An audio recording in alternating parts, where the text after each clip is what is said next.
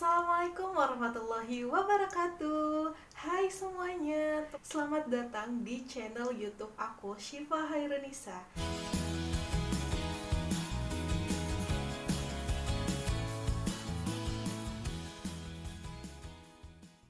Aku mau bahas kasus yang ditangani oleh pihak berwajib. Ada yang sudah selesai, ada yang masih berjalan, dan bahkan masih banyak kasus di luar sana yang sampai tenggat waktu terakhirnya itu tidak terselesaikan sama sekali. Tidak diketahui siapa pelakunya, apa motif dari kasus tersebut, dan senjata apa yang digunakan oleh pelaku. Tapi tidak kita pungkiri bahwa banyak juga kasus di luar sana yang sudah berhasil dipecahkan oleh pihak-pihak berwajib. Kasus yang belum terselesaikan sampai saat ini akan menjadi hal yang sangat amat diingat oleh orang-orang yang terkait, baik dari pihak keluarga, teman, kerabat, pihak kepolisian yang menangani, atau pihak di luar sana yang merasa simpati terhadap kasus ini. Nah, hari ini aku mau ngebahas satu kasus yang membutuhkan waktu yang sangat panjang untuk menyelesaikan kasus ini. Apakah kasus ini bisa diselesaikan atau malah tetap ditutup sebagai kasus yang tidak pernah terselesaikan? Tanggal 17 Maret 1991 ditemukan jasad seorang wanita di area pemakaman Foster Chapel Cemetery di Jefferson Barat, Ohio. Jasad hanya menggunakan pakaian dalam dan hanya terpasang satu kaos kaki yang kondisinya sangat kotor, mulut dibekap, dan tangan yang diikat dengan lakban.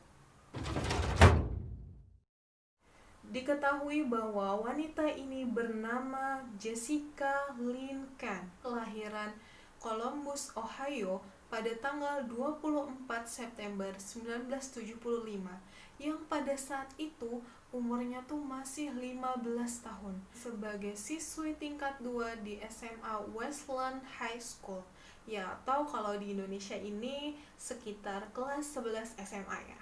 Jessica dikenal sebagai siswi yang sangat bertalenta karena memiliki beberapa kemampuan seperti bernyanyi, bermain piano, dan juga ikut dalam ekstrakurikuler cheerleaders. Memiliki ketertarikan untuk mempelajari ilmu tentang hewan dan bercita-cita menjadi seorang dokter hewan saat dewasa nanti. Seperti remaja lainnya, di masa SMA dia mengalami masa-masa pubertas, kegalauan remaja, dan juga dia mengalami atau baru mengalami cinta pertama dia.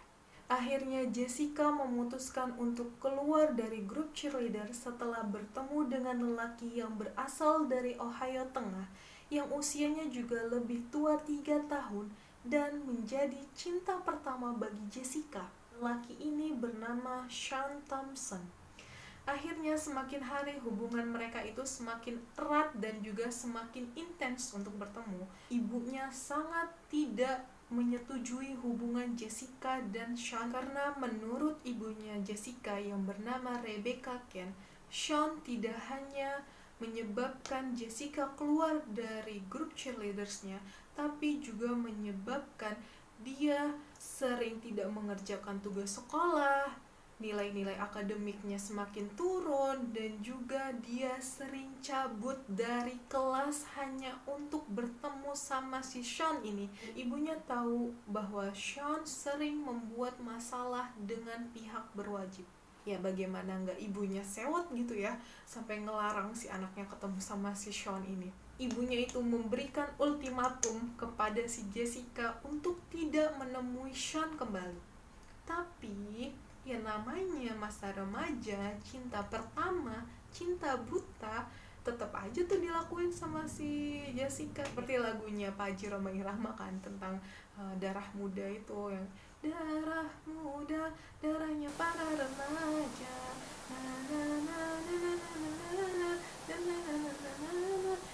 gue gak terlalu bisa nyanyi sih. Karena rasa yang menggebu-gebu terhadap si Sean dan ibunya sudah memberikan ultimatum untuk mereka tidak berhubungan lagi, akhirnya Jessica sering berantem cekcok sama ibunya tentang masalah dia dengan Sean. Akhirnya Jessica merasa tidak nyaman untuk hidup bersama ibunya lagi dan berencana untuk kabur. Tanggal 4 Maret 1991, 12 hari sebelum kematian Jessica, ibunya dan Jessica bersepakat untuk menitipkan Jessica pada rumah titipan remaja yang sering mengalami masalah. Rumah yang ditempati oleh Jessica yaitu bernama Huckleberry House di daerah Columbus Utara. Rumah untuk konseling gitu sama pihak yang mengerti masalah kenakalan-kenakalan remaja, sehingga saat Jessica dititipkan di Huckleberry House, memberikan waktu untuk Jessica dan ibunya sama-sama introspeksi diri dan merenungkan semua hal yang sudah terjadi. Tanggal 15 Maret 1991, Jessica berusaha menghubungi Sean melalui telepon milik Huckleberry House dan berusaha untuk bertemu di suatu tempat. Namun, yang terdengar dan terlihat oleh teman-temannya saat itu Jessica berantem hebat dengan Sean mengenai hubungan mereka. Setelah itu Jessica memberitahu temannya bahwa dia ingin keluar sebentar mencari udara segar untuk menenangkan pikiran dan hatinya karena hubungan dengan Sean sebagai cinta pertamanya ini sudah berakhir. Sekitar pukul 6 sore, Jessica terlihat sedang menunggu bis di halte Taman Wayneland yang berada di seberang jalan Huckleberry House. Setelah itu, pukul 11 malam, saat pengecekan kamar Jessica masih kosong, dan saat dicari di area Huckleberry House tersebut, Jessica tidak ditemukan dimanapun. Pengurus mencoba menghubungi ibunya dan memberitahukan kondisi yang sebenarnya. Ibunya merasa khawatir dan segera melaporkan kepada polisi atas berita kehilangan anak putrinya. 16 Maret 1991, Jessica tewas seketika. Tanggal 17 Maret 1991, atau setelah 2 hari dilaporkan Jessica menghilang, jasad Jessica ditemukan di area pemakaman sekitar 20 mil dari Huckleberry House. Ya, kalau 20 mil tuh sekitar 32 km jauhnya. Hasil penyelidikan menemukan bahwa selain sisa pakaian yang berupa pakaian dalam dan juga salah satu dari kaos kakinya, ditemukan pula cincin dan jam yang masih melekat pada tubuh korban. Hanya saja ada satu aksesoris yang hilang dari tubuh korban, yaitu liontin yang bertuliskan kalimat taken yang berasal dari pacarnya, yaitu si Sean ini. Ya, walaupun nggak hanya liontin, tapi memang nyawa dia pun hilang. Polisi meyakini bahwa saat Jessica menunggu di halte bis, datang seorang pelaku yang menawari Jessica tumpangan untuk ikut ke dalam mobilnya. Jessica mungkin sempat menolak, tapi karena terus diajak dan juga terlihat kayaknya, oh ini orangnya kayak baik nih, akhirnya Jessica ikut ke dalam mobilnya. Di mobil tersebut, Jessica mengalami hal yang tidak terduga dan tidak mengenakan, pemerkosaan dan penyekapan yang dilakukan oleh pelaku ini. Sebelum Jessica dibunuh, Jessica melarikan diri ke sembarang tempat kemana saja, yang penting dia bisa kabur dan terhindar dari kejaran pelaku.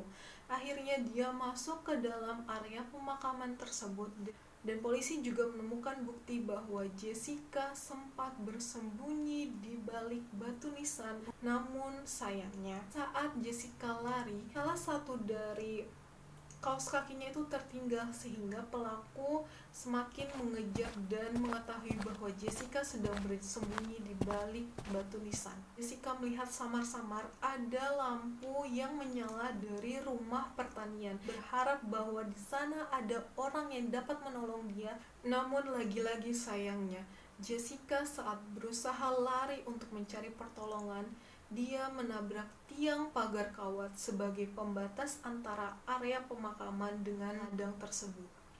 Dan akhirnya Jessica jatuh dan ditangkap oleh pelaku. Ditemukan senjata yang digunakan oleh pelaku adalah batu nisan yang berukuran 70 pound atau sekitar 30 kilogram.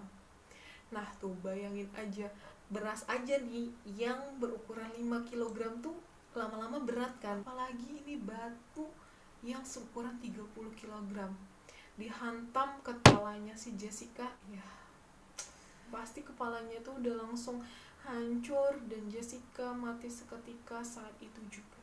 Hasil otopsi jasad Jessica ditemukan bahwa terdapat luka yang sangat besar di daerah kepala dan juga terdapat sisa dari semen atau air mani dari pelaku karena perbuatan keji dia memerkosa si Jessica.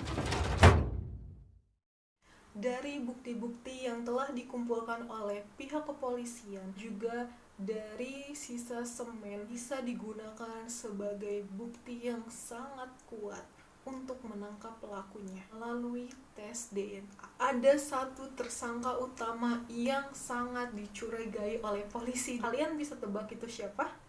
Kalau kalian berpikiran bahwa tersangka utama yang dicurigai dari kasus ini adalah Sean Thompson, itu sangat masuk akal karena polisi menemukan bahwa tidak ada tanda-tanda perlawanan saat Jessica masuk ke dalam mobil, sehingga diduga pelaku adalah orang yang dikenal oleh Jessica sendiri. Dari olah TKP diketahui bahwa kalung pemberian dari Sean ini hilang. Kepribadian si Sean sendiri, dia ini sangat tidak disukai oleh orang tuanya si Jessica dan sering bermasalah dengan kepolisian.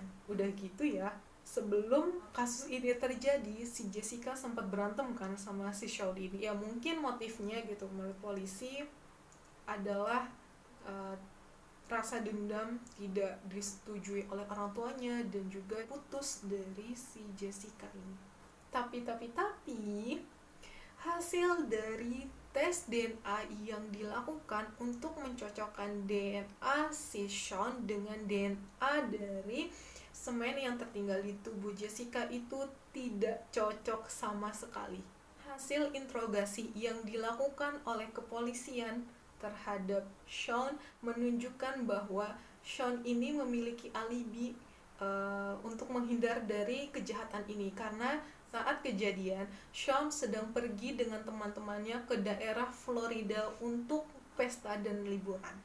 Akhirnya teman-temannya juga ikut diinterogasi untuk membuktikan apakah pengakuan dari Sean ini bisa dibuktikan, dan teman-temannya juga dilakukan tes DNA untuk lebih memperkuat alibi mereka. Hasil DNA teman-temannya juga tidak ditemukan kecocokan sama sekali, yang artinya Sean dan teman-temannya memiliki alibi yang sangat kuat, diputuskan tidak bersalah dan tidak terlibat di dalam kasus ini.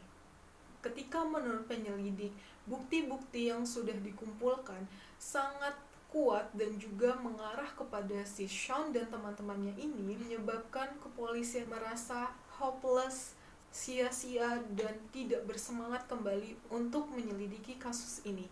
Karena polisi tidak memiliki petunjuk lain dari kasus ini dan tidak memiliki tersangka lain gitu, siapa pelakunya. Karena menurut polisi yang sangat paling tepat untuk dicurigai adalah Sean Thompson. Sampai akhirnya kasus ini tidak berkembang dan akhirnya diberhentikan sementara. Mendengar keputusan penyelidik, ibunya Jessica meletakkan salib yang bertuliskan nama Jessica di area tempat kejadian perkara. Hal ini untuk mengenang kehidupan Jessica sendiri dan juga untuk mengingat bahwa kasus ini belum selesai. Setelah belasan tahun kasus ini diberhentikan, akhirnya salah satu penyelidik membuka kembali kasus ini pada bulan April 2008 dan mengirimkan bukti-bukti kepada Biro Identifikasi Kriminal dan Laboratorium Investigasi Kejahatan Bagian Ohio. Nah, dari proses penyelidikan baru tersebut, akhirnya setelah proses penyelidikan kembali dilakukan, polisi menemukan bahwa terdapat kecocokan antara semen DNA milik pelaku terhadap tersangka baru ini. Sebenarnya tersangka ini adalah seorang tawanan bebas bersyarat yang berada di Carolina Utara yang bernama Marvin Lee Smith Jr.